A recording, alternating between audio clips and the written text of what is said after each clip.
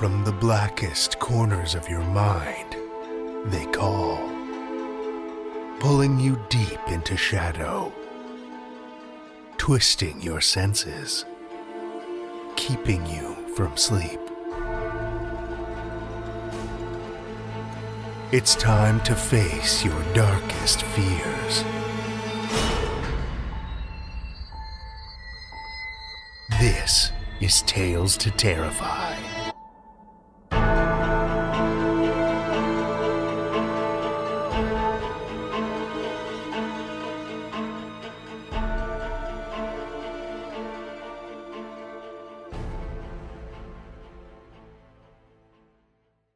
Good evening, children of the night, and welcome.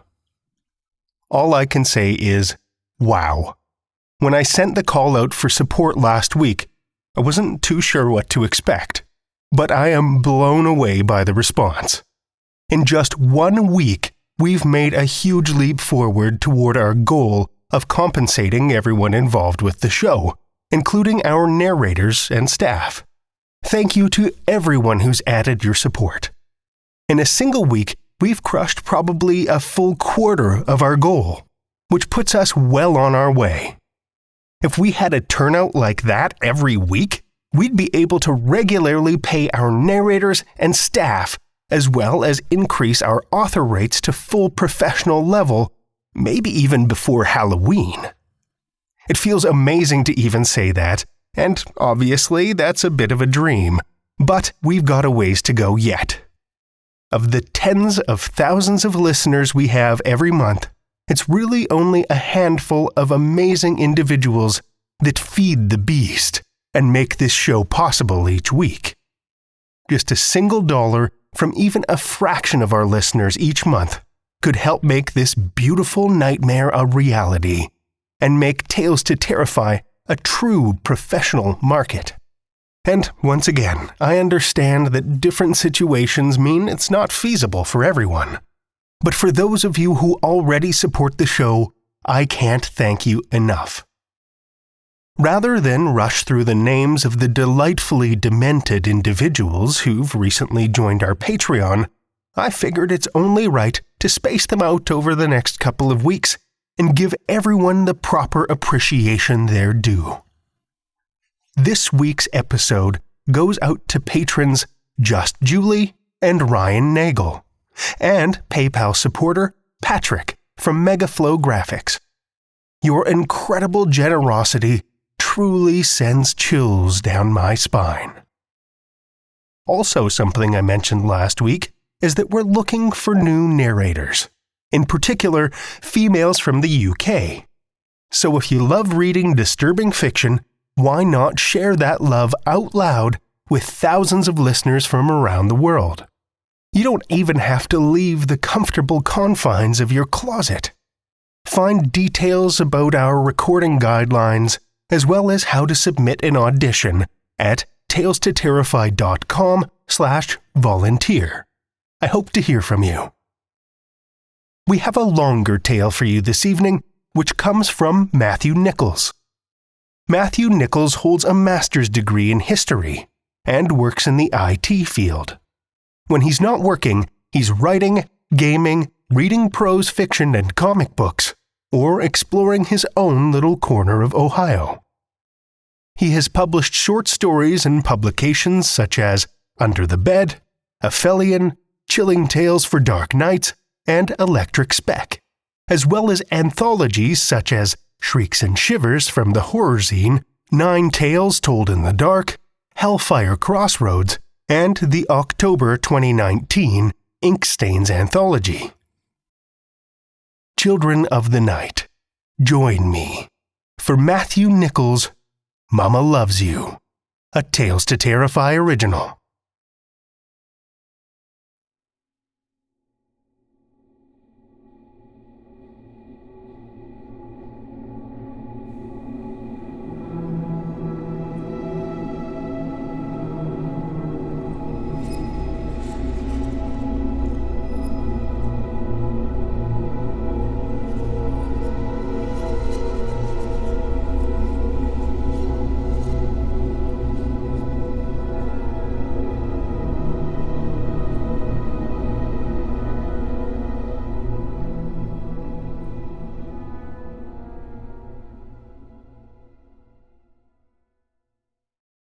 The moon siren went off around the same time Mama started looking for the doohickey collar.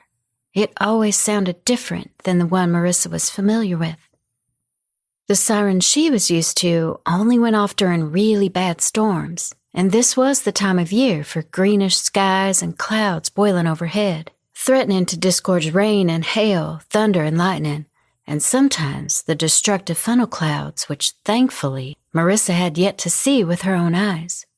When that siren went off, it meant they were going to be in the basement for a few hours tops. They still went down to the basement with this siren, but it was different. They were down there a lot longer than a few hours, and they had to wait for a specific all-clear signal that would come over the radio. Mama also wore the thing she'd come to call the doohickey collar around her neck, and their 2 days at most were spent inside the safe room that had cost 2 paychecks worth to buy and install, according to Mama. Marissa still didn't understand why Mama couldn't come inside the safe room with her. Marissa was the one to spend time inside the safe room, and Mama always set herself up on a chair outside. "Because it's what needs to happen, honey," was the answer Marissa always got when she asked. "But what'll happen to you if the other people get inside the house?" Marissa asked. "I'll take care of them," Mama soothed, smoothing Marissa's hair back from her forehead. "Don't you worry yourself about that." Dad said that too. The thought always came up whenever Mama responded to Marissa with this, but she never verbalized it.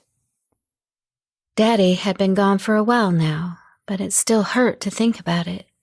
Marissa was only 8 years old, but already she was beginning to suspect that the hurt was something she was going to have to get used to. Doors were being opened, closets being rummaged through, and then those same doors were slammed closed with an aggravated grunt. Marissa focused on packing her backpack.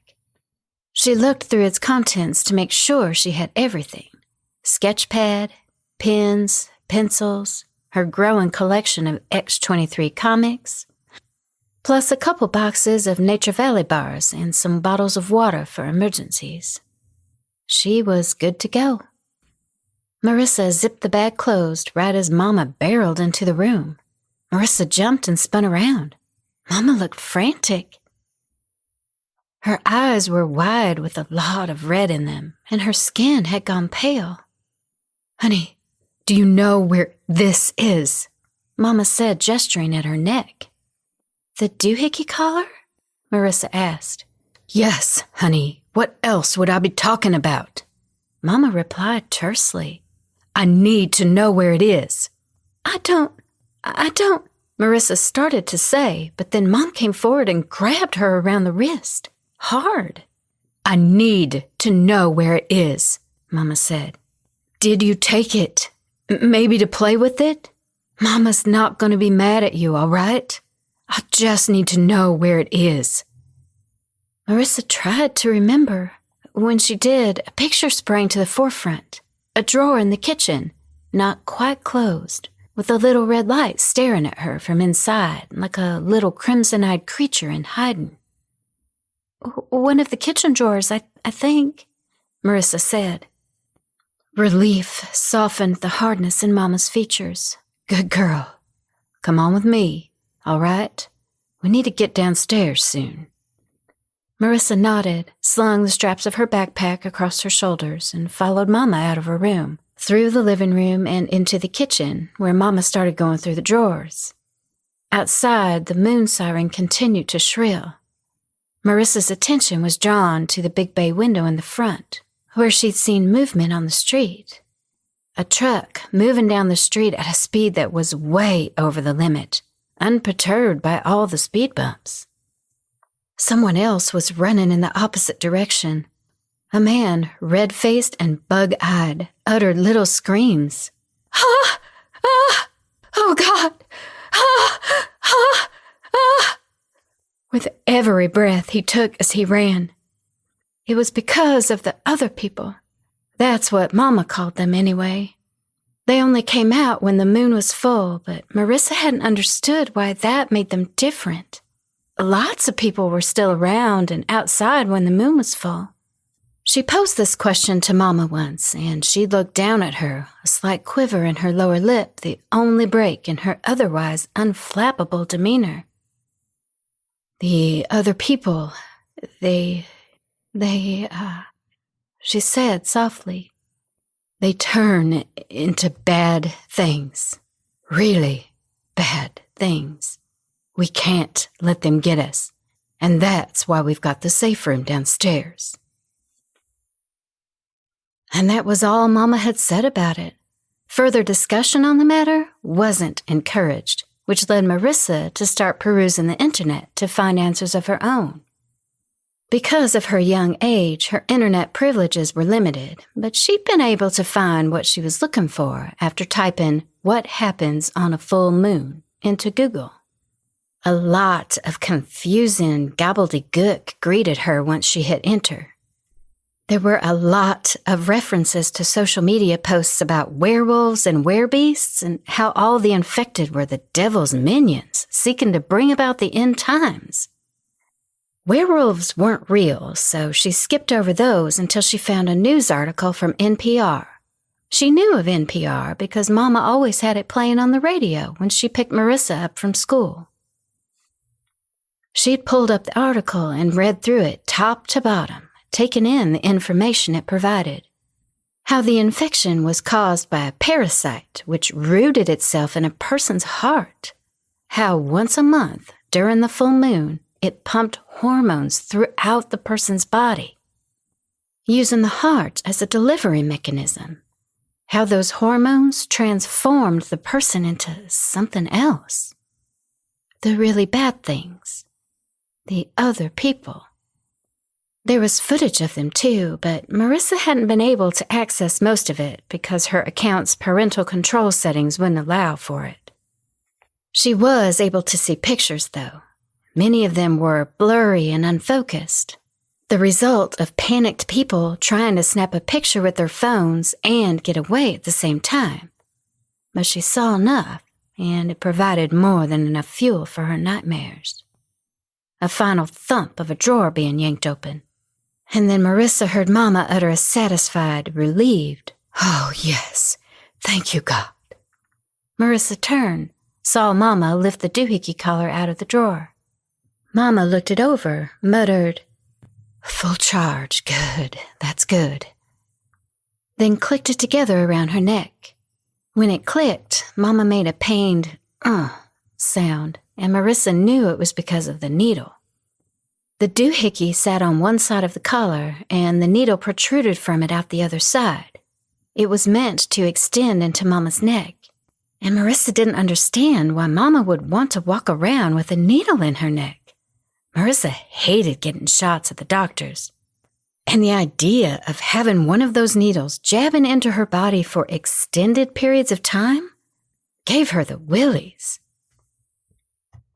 Mama pushed a button on the doohickey, and some mechanism inside it began to whir.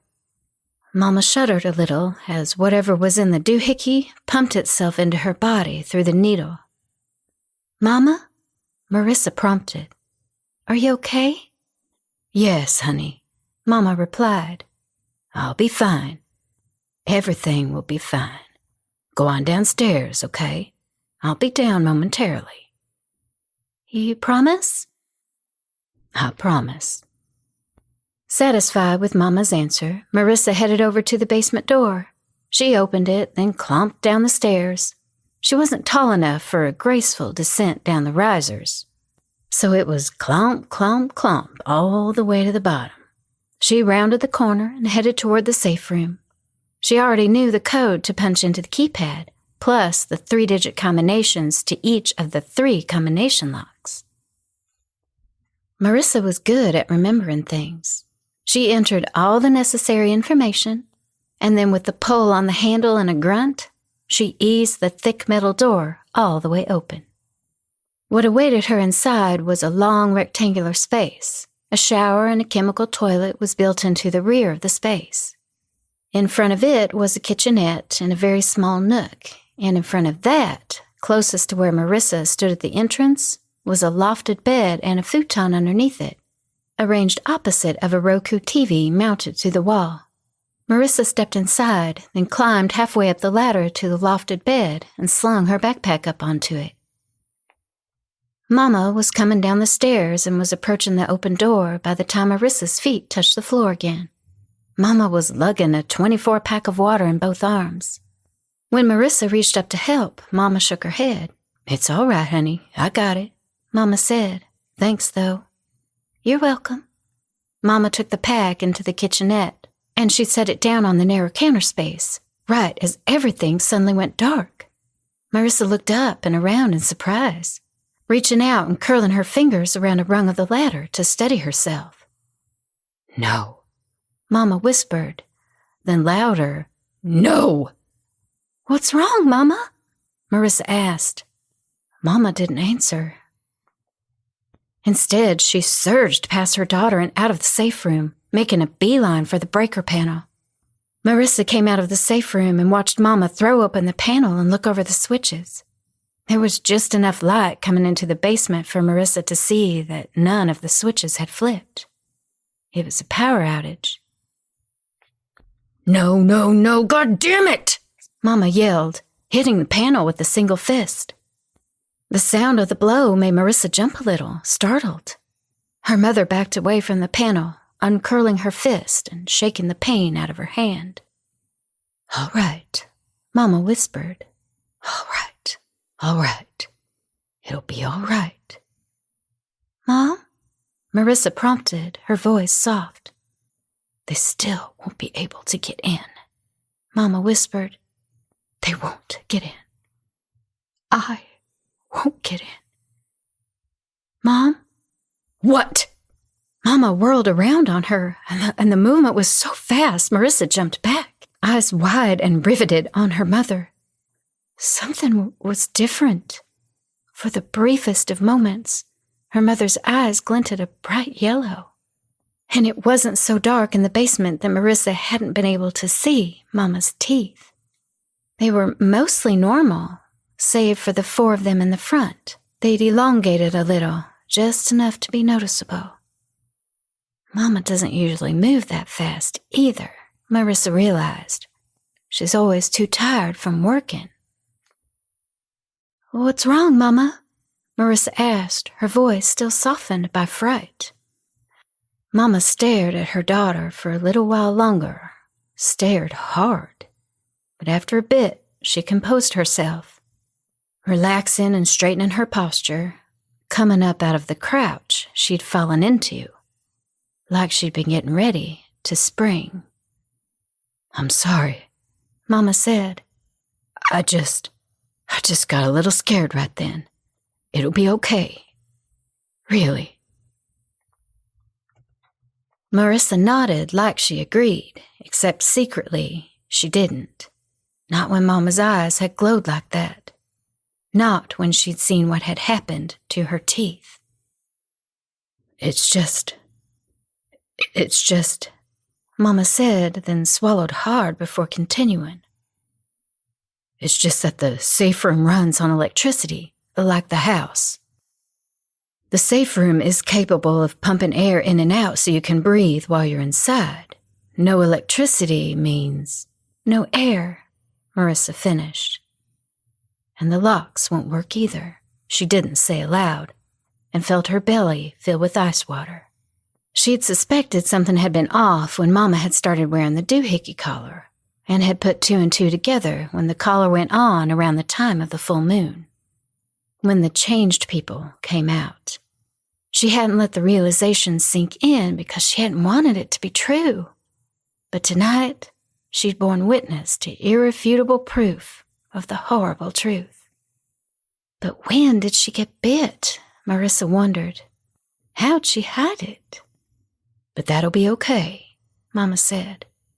"You can manually work the locks from inside, and I got something for you in case the air runs out. A couple of somethings, actually. Help me bring them down, plus some extra supplies. Then I'll show you how to manually work the locks." Marissa nodded. She'd become very good at nodding. Satisfied, Mama turned and started up the stairs, and Marissa followed behind. The couple of somethings Mama mentioned turned out to be a pair of small air tanks with masks you could fit over your nose and mouth. As they worked on getting the tanks and the extra supplies downstairs, the early evening outside deepened into twilight. They both began to hear howls as the rest of the daylight was slowly scrubbed out of the skies by the coming night. Marissa knew it was the people changing. She'd heard their howls before, but never so many of them at once. And never so close. They got the last of the supplies downstairs, and with that, Marissa ensconced herself in the safe room while her mother remained outside. She unfolded a chair and sat herself directly in front of the basement stairs. In her lap was a 9mm handgun and 2 magazines. And from inside the safe room, she watched as Mama used a handkerchief to take bullets from a can and press them down into the magazines. The scant light in the basement glinted off of them on occasion, and the tiny winks of brightness were always silver. Silver hurts the changed people, Marissa remembered, and felt her belly go cold all over again. When the handkerchief fell away from Mama's grip, right as she touched the bullet, there was a loud sizzling sound, like a hamburger being laid down on a hot grill. And then Mama was standing up, gun and magazines clattering to the floor, clutching her hand and screaming, "Ow! Fuck!" Marissa turned away from the entrance then. Tears welled up in her eyes, and she did her best not to cry, so Mama wouldn't know that she knew about her. Outside, moonlight frosted the neighborhood as its denizens took shelter inside their homes, and the dominion of the changed people ensued. The door hung partway open. Marissa sat on the futon, a flashlight in her right hand, and one of her comic books splayed open on the seat next to her. She'd been reading the same page for the past several minutes, and she realized this with a sigh. She leaned back, flipped the comic book closed, and then put it back in her pack. She debated getting out her sketch pad, but decided against it. She clicked off the flashlight and sat back, staring up at the underside of the lofted bed. Then she looked at the door. A reed-thin sliver of moonlight lay across the floor like a line drawn in the sand. The line had been drawn by Mama, who remained sitting in her chair opposite the stairs, gun loaded with silver rounds in hand. "You stay inside and do not come out," Mama had said sternly, loading each word with as much authority as she could muster. "No matter what you hear. Understand?" Marissa had answered in the affirmative, and into the safe room she'd gone. Now, sitting in the dark, she didn't hear anything. She scooted across the futon until she was close to the door. "Mama?" she called. "Yes, honey," Mama replied. Marissa felt relieved. "Is everything all right out there?" Marissa asked. "Yes, honey," Mama said. "I'm fine. The collar's doing the trick." Marissa nodded, though she knew Mama wouldn't have told her that no, she wasn't fine. The collar might have been keeping the change from happening, but the pained grunts Marissa heard on occasion spoke volumes about how fine Mama actually was. "Mama?"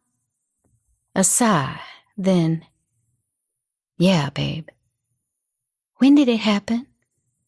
Mama didn't respond for a moment. Her silence added weight to an atmosphere already heavy with fear and anticipation. Then she said, "When did what happen?" Now it was Marissa's turn to sigh. She wished Mama would just come out with it already. Marissa might only have been 8, but she wasn't stupid. "The bite," Marissa said. "When did you get bit?" More silence, more anticipation. More fear. 2 months ago. Mama's voice was small, like Marissa's when she got scared. Marissa wanted to ask more questions, but she got the sense that if she did, Mama would clam up again. So she stayed quiet and let Mama determine the course of the conversation. "It was 2 days before the full moon," Mama continued. "No moon siren. Everything I was seeing on the news pointed to the infected not coming out until then. So I thought it was safe to stop off at the grocery store. We were out of milk and eggs and a few other things. It was supposed to just be a quick stop. In and out, no harm done. Except I got out to my car and heard someone running up behind me. I wasn't quick enough. I think he was trying to go for my neck, but he botched it. Got my shoulder instead. He hadn't fully turned yet, so he still looked human and had about the same strength. He ran off after I cut him with my silver knife. It wasn't yet time to pick you up from your friend's house, so I headed home.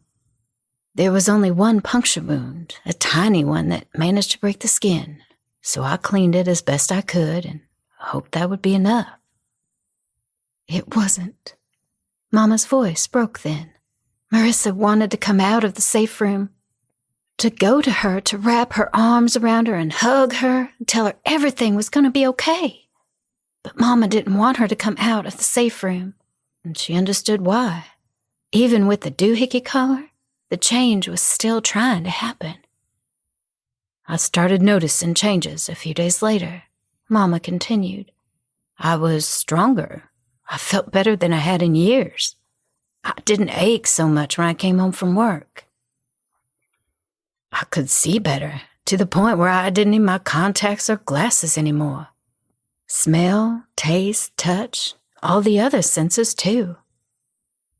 Is that when you got the doohickey collar? Marissa asked. Yes, Mama replied. I'd heard about them through the grapevine at work. I looked it up online. There were a lot of scammers trying to sell fake ones, but there was a site I found that was legit. I bought one, tried it out during my first full moon. Marissa remembered. Mama had sent her to be with her grandparents up in Columbus. Marissa hadn't understood why at the time, and neither had Grandma and Grandpa. It worked, Mama continued. I felt the change trying to take place, but the medication in the collar did its job. It hurt like hell, but after that initial period, I felt fine. Why didn't you go to the hospital? Marissa asked. Why didn't you call for a doctor? Why did you have to go through this alone? I'm sorry, Mama said, her voice softened by regret and the pain Marissa's questions must have brought. I'm so sorry. I don't want you to be sorry, Mama, Marissa replied, her voice soft too. I want you to be okay. I am okay, babe. No, you're not, Marissa retorted, an adult harshness honing her voice scalpel sharp. You had to buy one of those things to keep you from turning. There's no cure for this, Mama said, her own voice hardening. And if you go to the hospital and tell them, hey, I got bit by a werewolf in the parking lot, you're never seen again. I didn't want to leave you all alone. Marissa opened her mouth to utter another retort, something along the lines of, you still should have asked for help. But she closed her mouth again to cut it off before it could escape her lips. The idea of losing her mother coalesced into a hot ball of fear in her guts, evaporating the coldness.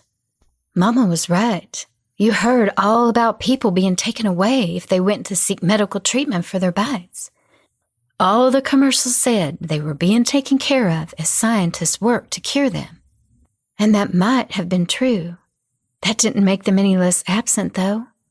If Mama got taken away, she'd still be alive and well cared for, but she wouldn't be here, where Marissa still needed her. There was Grandma and Grandpa, sure, but every time Marissa was dropped off at their house, more and more frequently it seemed, but now Marissa knew why, she'd gotten an increasing sense that they saw her as an extra burden they had to take care of. No, Mama couldn't go away. Not now. Not ever. I don't want you to go away, Mama, Marissa said, tears welling in her eyes. I don't want to go away either, babe, Mama replied. That's why I got this collar. That's why I got the safe room, so you'd be safe if something happened. Tell you what, when this night's over, you and we're going to go somewhere. Get away for a while. Maybe Tennessee. Gatlinburg is lovely this time of year. What do you say? It was the summer. School wouldn't be starting for another month or so, and Marissa had always wanted to see more beyond the confines of their little town. "Sounds good," Marissa said. "All right," Mama said. "Why don't you try and get some sleep, okay, babe? I'll be up watching everything all night." "Okay." Marissa brought one of the air tanks with its mask up onto the lofted bed with her. She set it at the foot of the bed and laid her head down on the pillow. With her mother's presence outside and the promise of something fun once this terrible night was over firing her imagination, it wasn't long before Marissa drifted off to sleep. Marissa erupted upwards, out of the dream and back into wakefulness, and from wakefulness to sitting upright and ramrod straight. Looking around wide-eyed, there had been a crashing sound, so loud she could have interpreted it as a gunshot, were it not peppered with the other sounds of splintering wood and breaking glass. "Mama?" Marissa called out. Mama didn't answer. She called out again, and this time she got a response, though it was alarmingly weak. "I'm here, babe." Mama sounded tired. Whatever was in the doohickey collar must have been wearing her out, or whatever was fighting inside of her to turn her. "What was that?" Marissa asked. "I think someone broke in, upstairs," Mama replied. "There's a deadbolt on the door upstairs. We should be okay." "What if they're changed?" Marissa wanted to ask, but didn't. Her attention was drawn upwards again as footfalls pounded across the floor. It wasn't the steady bump, bump, bump of a regular two-legged human. Instead, it was the click-clomp of something walking on four legs. The footfalls punctuated by the click of nails against the hardwood floor. And there was more than one. Marissa estimated she heard at least 2 sets of footsteps, and they weren't wild dogs. They'd never had any issues with wild dogs here in town, and she was pretty sure dogs wouldn't be methodically working their way through the house, room by room, looking for people to eat. Dogs also wouldn't have started pounding against the basement door just then. "Shit," Marissa heard Mama say. There was a metallic squeak and the reassuring sounds of bipedal footfalls as Mama stood up.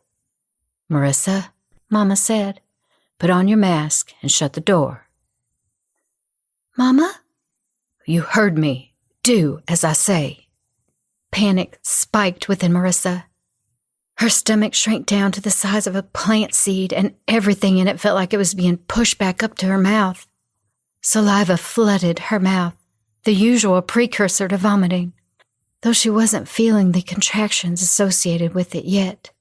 She went to the door, peered out through it. Mama had risen to her feet.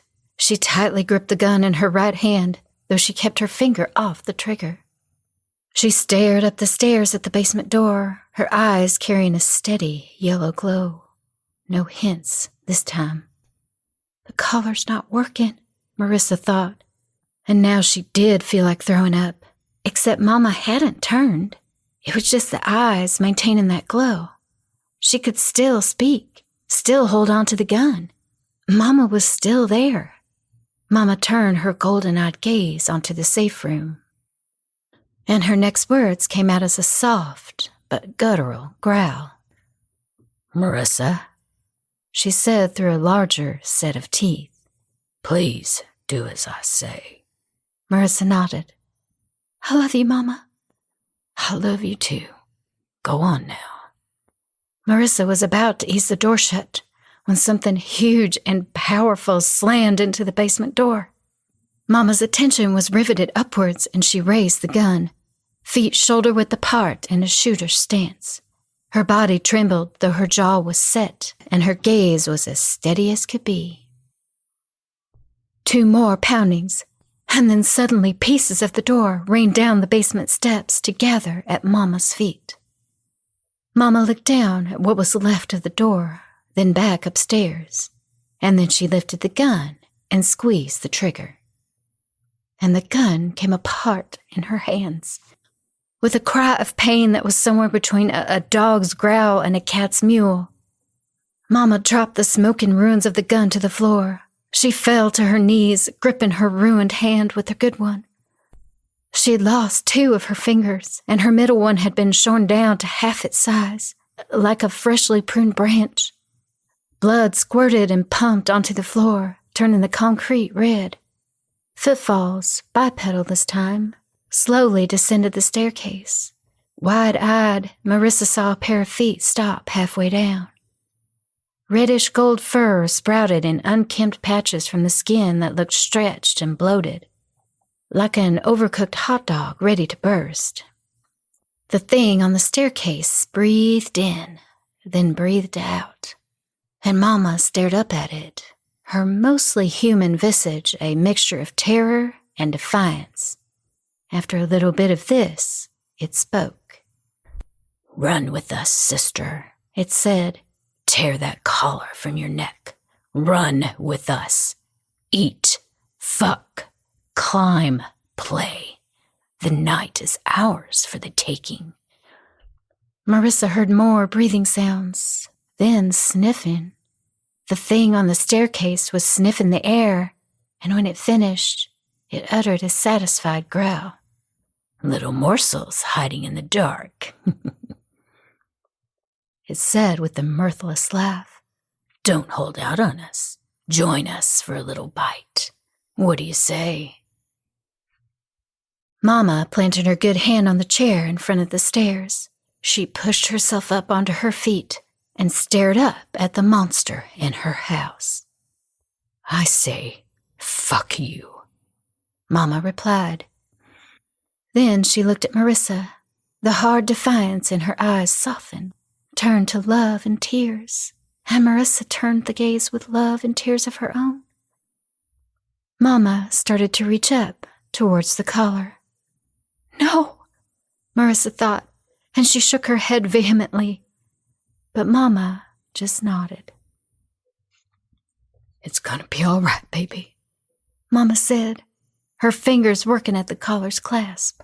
"No matter what happens, remember that Mama loves you. Mama's always loved you. My daughter, my joy. Close the door, okay? You don't want to see this." And with that, the clasp came undone, and Mama tore the doohickey collar from her neck and cast it aside. Blood squirted a little from the point where the collar's needle had been, but the skin rapidly healed as it began to shift. The gold in Mama's irises seemed to ignite, and Mama sank to her knees as she grew larger. The building muscles tearing through her clothes and reducing them to rags she shucked off as the change took over. Marissa didn't want to see anymore. She yanked the door closed and worked the locks from inside. The deadbolts in the door slid into place, and with that, she was locked in. She picked up the air tank, slung its straps over her shoulders, and once the mask was fitted over her nose and mouth, she reached behind her and twisted the valve. Oxygen flowed, and the thing that used to be her mother cut loose with a throat-tearing, triumphant howl scream that crescendoed with additional sounds of combat. "Get this fucking bitch off me!" The monster on the stairs yowled, and at the end, it shrieked high and loud. And then Marissa heard a massive, wet splatter as liquids and meaty-sounded things landed at various points outside. Marissa didn't hear any more from the monster on the stairs. The sounds of fighting moved upstairs as Mama tore into the second monster that had invaded their home. Marissa lay down on the floor of the safe room and hugged herself, squeezing her eyes shut to try and drown out the sounds coming from upstairs. The howls, growls, grunts, curses, the breaking of objects, the shattering of walls and doors. The wet sounds. Marissa cried through it all and didn't stop until sleep arrived to temporarily embrace her. As it reached out to offer shelter, Marissa gladly took it. She came to in darkness. She panicked at first because she didn't initially remember where she was. But as her pupils dilated to drink in as much light as possible, she saw the futon and the lofted bed and the TV mounted to the wall opposite the assemblage. Marissa remembered. The door she closed at Mama's request, and all the sounds of carnage and destruction, following Mama tearing the collar from her neck so the change could occur. Marissa sat up, then remained still, listening. She heard nothing from outside. Marissa stood up, found the remote, and turned on the TV so she could get the time. It came on with a series of cheerful sound effects that were wildly inappropriate for the situation, then revealed the information she'd been looking for. It was 8 a.m. The night was over. The full moon wouldn't be out, and the changed people would have reverted back to human form. Marissa undid the locks and slowly pushed open the door. She peered out through the steadily widening opening, looking from side to side, ready to pull the door shut again if anything moved. Nothing did. She pushed the mask off her face, then unslung the air tank and set it on the floor. Once she closed the valve, she slowly made her way out into the basement. She looked up the staircase and stopped, recoiling a little. She'd never seen so much blood in one place, nor the pieces of something that stuck to the walls and stairs, like cuts of meat, dark red and coagulated. She tore that first one apart, Marissa realized. Tentatively, she began to make her way up the stairs, tiptoeing past the bloodier parts until she made it up to the first floor. She peered around the bloody door jambs on either side of the entrance, then stepped over the remains of the basement door. The kitchen was virtually unrecognizable. Most of the cabinets had been smashed in, with fragments of plates and cups and glasses jutting out from the wreckage like collections of broken teeth. The drywall from the kitchen to the living room had either been dented or caved in entirely. The carpet in the living room was mostly intact, save for a few spots where claws had shredded through it, and there was no salvaging of any of the furniture. "Mama?" Marissa called. She paused, listening. There was no response. She continued her cautious exploration of her home. At some point, they must have torn through the door leading out into the garage, because a big hole yawned open where it used to be. Marissa looked through it, seeing nothing but darkness. The light switch was still intact, and she thanked God for small blessings when she flipped the switch and the lights in the garage came on. Mama's car, a Toyota RAV4 with the grinding engine and last legs that had swiftly been running out of steam, looked like a giant fist had descended from the sky to smash it flat. Blood, glass, and bits of fur littered the concrete around it. She stepped further into the garage and went around the car, then stopped. Her gorge rose. The second monster hadn't been subject to the same level of fury as the monster on the basement stairs, but it was pretty close. Only half of it was left, and its left arm was missing. It had reverted back to human form sometime after death, she assumed, and now it was just a man. Blank brown eyes stared up at her, and his mouth hung open. No sharp teeth, no yellow eyes. Just a normal human without the moon's influence. Then her stomach heaved, and Marissa doubled over, falling to her knees as she puked up whatever she'd eaten the night before. It hadn't been much, and once the liquids had been upchucked, she graduated to dry heaves that gradually subsided. When she was finished, she wiped her mouth and used the front bumper of Mama's smashed car to help herself up onto her feet. Mama. Where was Mama? She'd found the bodies of the two monsters, but not her. She tried to take that as a good sign. She hadn't searched the whole house yet. She headed back inside and out through the back door. She checked the length and breadth of the backyard and looked over her neighbor's fences just to dot her I's and cross her T's. She moved back inside the house, calling for Mama. But there was neither a response nor any sign of her. Gone doesn't mean dead, Marissa told herself, fighting to tamp down the rising panic.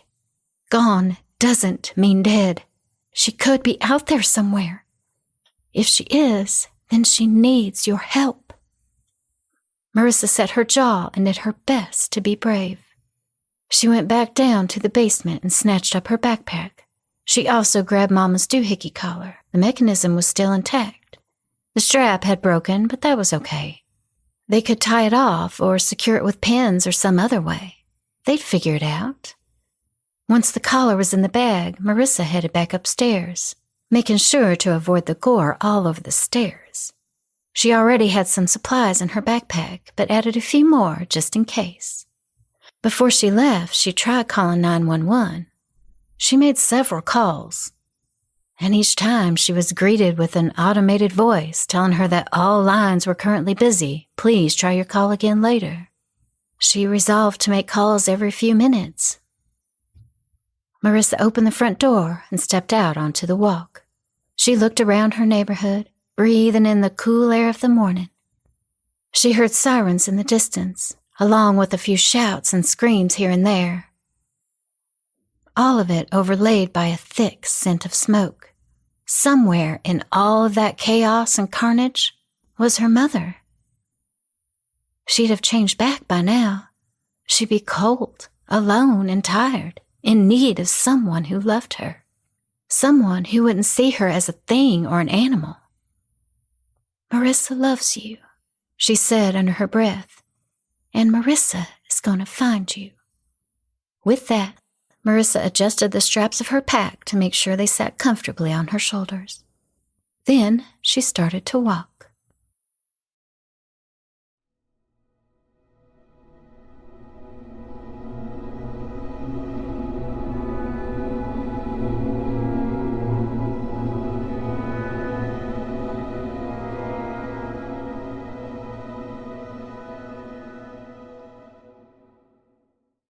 That was Matthew Nichols' Mama Loves You, as read by Michelle Kane. Michelle is from the Kansas City metropolitan area. She has a dulcimer and a bodhrán that she doesn't have time to play because she spends her time working in a cube farm and being a mom to her 6-year-old son and their 11-year-old Labrador. And, of course, narrating stories when she has the chance. She can be found on Twitter at ShellDavis72. Thank you, Michelle.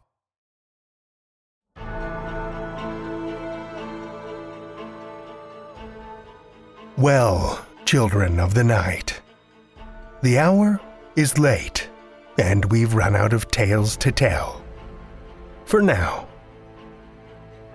Tales to Terrify is made possible by the tremendous generosity of our supporters on Patreon and PayPal. Amazing fans like Kathy Robinson, aka Deadly Blonde. If you're not a supporter already, be like Kathy. Head over to patreon.com/Tales to Terrify, where you'll find all kinds of perks, from ad-free episodes and bonus content to shoutouts and merch packs. Every dollar goes back into the show to help make it as dark and devious as possible.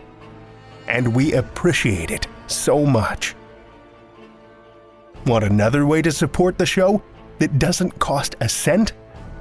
Head over to Stitcher, Podchaser, or Apple Podcasts and leave us a 5-star review. You'll not only put an unnaturally wide smile on our faces, but help new listeners discover our terrifying tales too. Now, you can share your love of the show out in the world with some Tales to Terrify merch. TalesToTerrify.com/merch will take you to our TeePublic store, where we've got a great collection of creepy custom and curated designs that's always growing, so check back often. Tales to Terrify is produced by Seth Williams, Pete Morcellino, Meredith Morgenstern, Brian Rollins, and myself, Drew Sebastini, with original theme by Nebulous Entertainment. Tales to Terrify is distributed under a Creative Commons Attribution, Non-Commercial, No Derivatives license. Join us again next week as we twist your reality with more Tales to Terrify.